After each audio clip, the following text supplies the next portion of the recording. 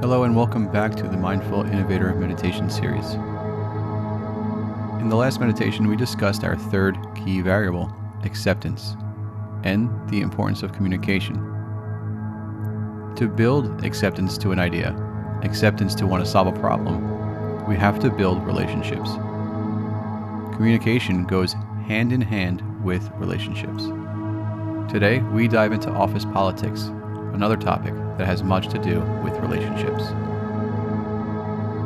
A lot of people say that they don't play office politics, that they are above it all. They ignore it. And it very well may be the case. The common analogy for office politics is a game of chess, moving your rook from one side of the board to the other and positioning your pawns in the right place. Very strategic. But I think it's more like a game of poker. Taking a job or being in a business is like you sitting at the table. And if you're sitting at the table, you have to ante up. The cards will be dealt to you. And it's your choice to play those cards or not. You can fold. But if you just fold every hand, you will continually see your money dwindle. And everybody else playing around you. Office politics is a game that we need to play. Otherwise, we will be played. To help us through our practice today, we're going to be using a 852 Hz solfeggio frequency.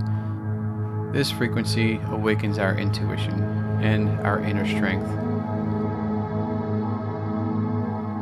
Find a comfortable place, somewhere where you won't be disturbed for a few moments.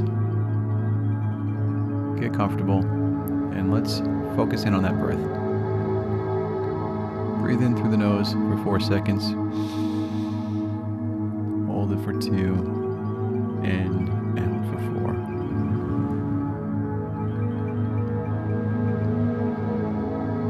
And again, in through the nose. Now through the mouth.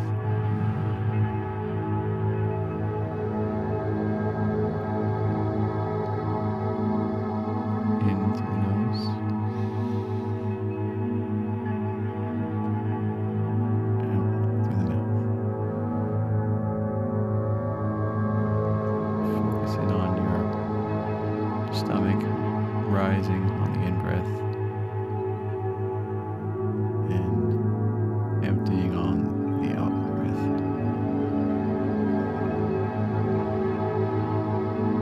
And again, just feel the stomach rise and drop with every breath.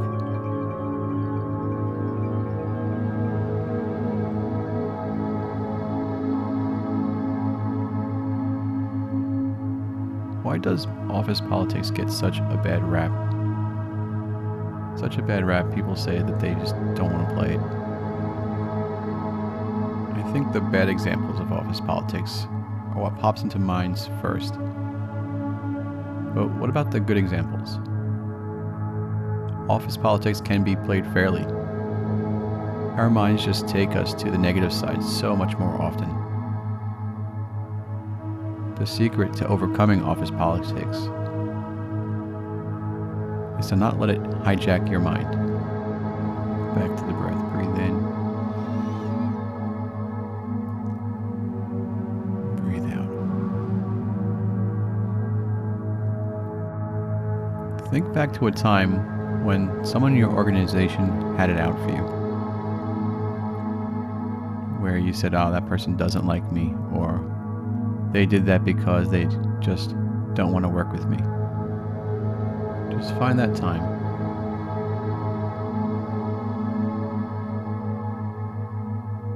And now I want you to ask this one question to yourself. Is it real? I mean, really real. What are the facts, the evidence that leads you to believe that this person has it out for you? Reflect on that for a moment. In the breath.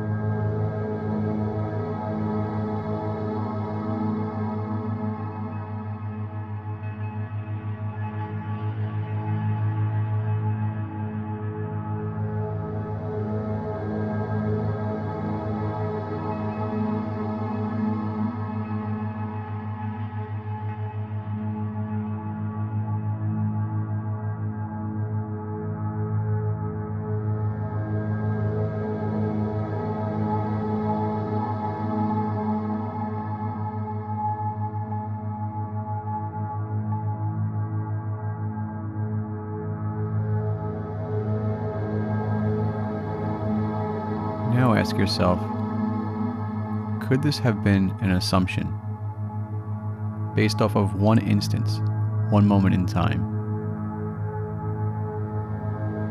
What if we were to reimagine that moment, when they did what they did, or said what they said? Could there have been another reason? A good reason? Just reflect and think about one good intention the person may have had. Just think of one potential positive intention.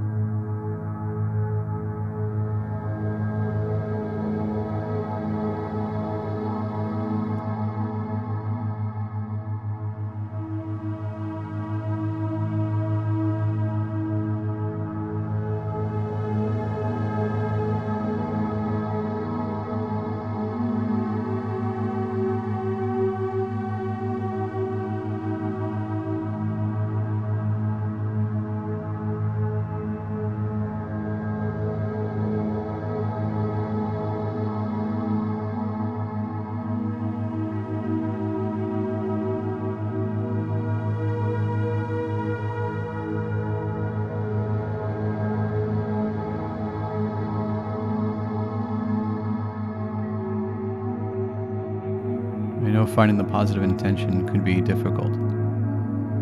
Sometimes we just need to reach. It may sound silly, but there usually is always a silver lining, so find that one potential positive intention, no matter how silly it sounds to you.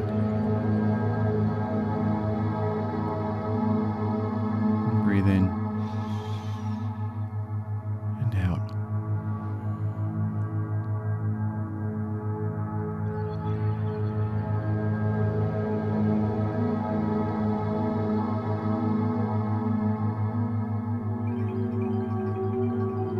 What is in our minds is not always reality, and thinking positively of other people's intentions can help relieve the mind. Intent and impact are not mutually exclusive. Because I had the intention to make you feel a certain way, doesn't mean that it made you feel a certain way. Think about a time where this may have happened to you, where you thought you were doing a good thing, but it necessarily did not turn out that way because the way the other person perceived it. So as you think about the impact it has had on you, could it be that they just misread what the impact would be? When we think about the positive intentions, it takes the stigma away from office politics, and it allows us to play the game in a much more positive light. Now, I follow 4 rules when playing office politics. It's the POCA acronym, so P-O-C-A. And the first rule, we've been talking about it.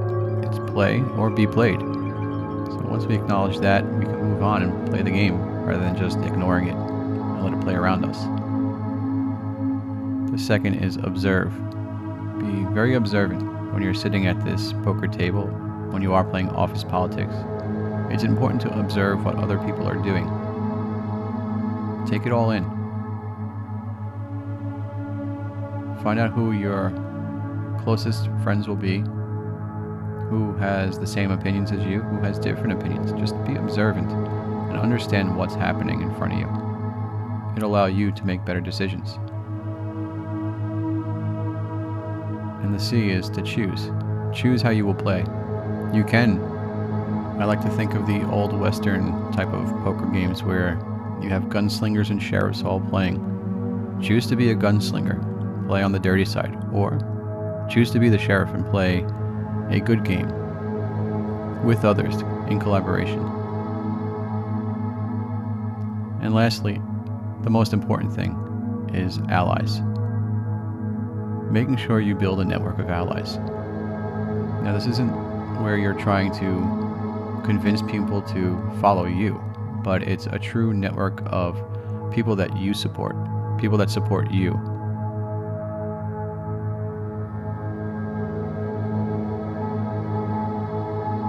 The thing with office politics is that you can find the win-win. And that is extremely important to play the game well. At the end of the day, you don't want someone to lose their job or make them look like they're not doing a good job. And you just want what's best for the company and your customer.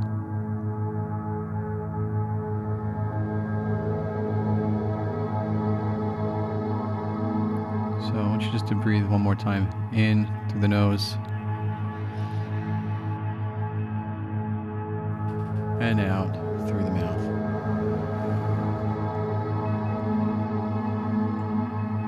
Today's assignment is going to be an easy one. It's to look at office politics in a different light today. Use POCA. Play or be played. Become observant and see what's happening in your environment. Who are the top players? Who are the ones that you need to align with? Choose how to play the game, whether you're going to be the gunslinger or the sheriff, and start building your network of allies. Remember, office politics does not have to be a dirty game. It doesn't have to be something that we shy away from, but something that we embrace. It will help us build our relationships, and it will help us get people to accept our innovation.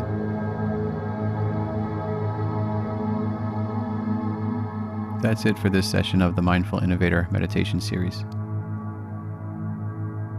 Thank you for joining me, and I will see you next time.